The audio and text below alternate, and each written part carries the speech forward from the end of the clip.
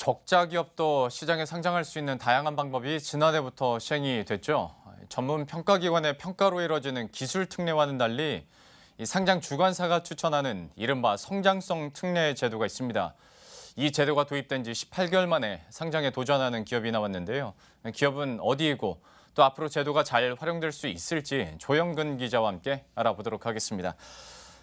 기술 특례 같은 경우에 이제 많은 분들이 귀에도 있고 좀 잘 아실 것 같은데 성장성 특례에 대해서는 좀 생소하거든요. 이 제도에 대해서부터 한번 설명을 해주시겠어요?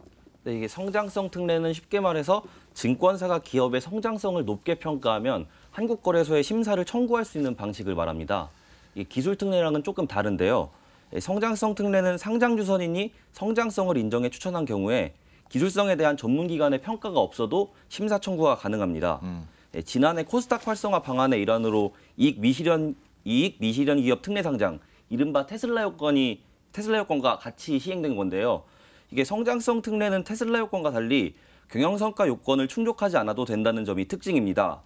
또 코스닥 상장사는 4년 연속 영업 적자를 기록하면 관리 종목에 지정되고 또 적자가 계속 날 경우에는 상장 폐지가 되지만 성장성 특례 같은 경우에는 기술 특례와 마찬가지로 이 규정으로부터 자유롭기 때문에 장기 영업 손실 여부를 따지지 않습니다.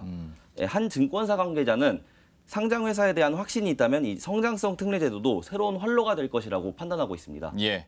그리고 이 성장성 특례 1호가 이제 셀리버리라는 회사인데 어떤 회사인지도 설명을 해주셔야 될 것 같아요. DB금융투자가 단독으로 주관을 맡았는데요. 셀리버리는 이제 단백질을 활용해 신약을 개발하는 바이오 업체입니다.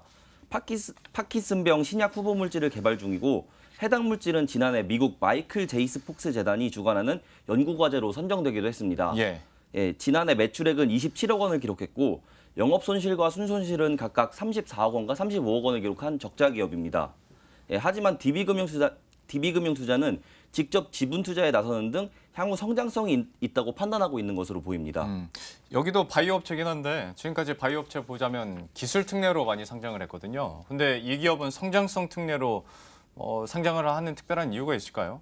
말씀하신 대로 원래는 기술 특례로 많이 상장을 했었는데요. 증권업계에서는 기술 특례 상장 심사가 까다로워졌기 때문으로 보고 있습니다. 이게 바이오업계에서는 삼성 바이오로직스 사태 이후에 바이오 업종이 상장 심사 문턱을 넘기 어려워졌다는 목소리가 나오고 있기 때문인데요. 올해 상반기 기술 특례 상장에 성공한 바이오 기업은 엔지캠 생명과학과 이원 다이애그노믹스 이 두 곳뿐입니다. 기술 특례 상장을 했던 바이오 기업은 2015년엔 10곳에서 지난해 5곳으로 절반가량 줄었고 올해는 단 2곳에 불과했습니다. 다만 하반기에 상장이 많이 이뤄지는 만큼 좀 더 지켜봐야 한다는 의견도 나오고 있습니다. 그대로라면 성장성 특례 상장도 좀 더 늘어나겠다라고 생각해 볼 수 있겠습니다만 이 제도 자체가 좀 활성화될지는 의문인 것 같은데요. 분위기가 어떻습니까? 맞습니다. 증권업계에서도 이제 적극적으로 활용하기 어렵다 이런 판단을 내리고 있는 게 많은데요. 바로 풋옵션 때문입니다. 성장성 특례는 상장 주관사가 일반 청약자에 대해 6개월간 90% 풋백 옵션을 부여해야 합니다. 공모가를 하회할 경우에는 주관증권사가 손실을 감수해야 하는 건데요. 성장성 특례로 상장한 기업의 주가가 공모가보다 10% 넘게 떨어질 경우에 일반 청약자가 주관사의 공모가의 90% 이상으로 되사달라고 요청할 수 있습니다.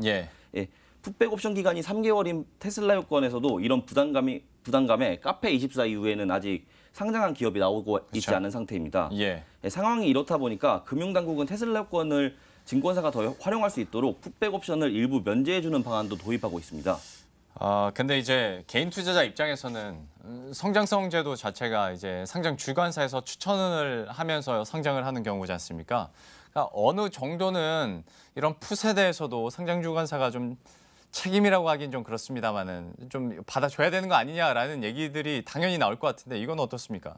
말씀하신 대로 이제 풋백 옵션이 과도하다는 의견이 있는 반면에 투자자 보호를 위해서는 꼭 필요하다 이런 의견도 있습니다. 6개월간 공모가 대비 10%는 너무 폭이 적다는 주장이 있는 한편에 또 상장사가 기업의 성장성 이런 것 모든 것을 주관하기 때문에 이에 맞게 책임도 부여된다는 그런 설명이 나오는 건데요. 이 때문에 좀 첫 단추가 중요하다 이런 말이 나오고 있습니다. 왜냐하면 이제 테슬라 요건으로 상장한 카페24 같은 경우에는 주가가 최근 20만 원대를 상회할 만큼 급성장했는데요. 이게 공모가가 5만 7천 원이었는데 이게 4배가량 상승한 겁니다. 그렇다 보니까 이제 상장 성공 사례로 꼽히고 있습니다. 예. 셀리버리도 이제 상장성 특례의 첫 사례인 만큼 성공 여부에 많은 이목이 쏠리고 있고 이제 예비 심사와 공모 절차를 예정대로 통과한다면 올 가을쯤에 상장할 수 있을 것으로 전망됩니다. 성장성 제도 사실 좀 아직까지는 생소한 제도이긴 한데요. 여기서 첫 단추가 중요하다고 얘기를 한 만큼 잘 꿰질지 한번 계속 지켜보도록 하죠. 조영근 기자와 함께했습니다. 고맙습니다.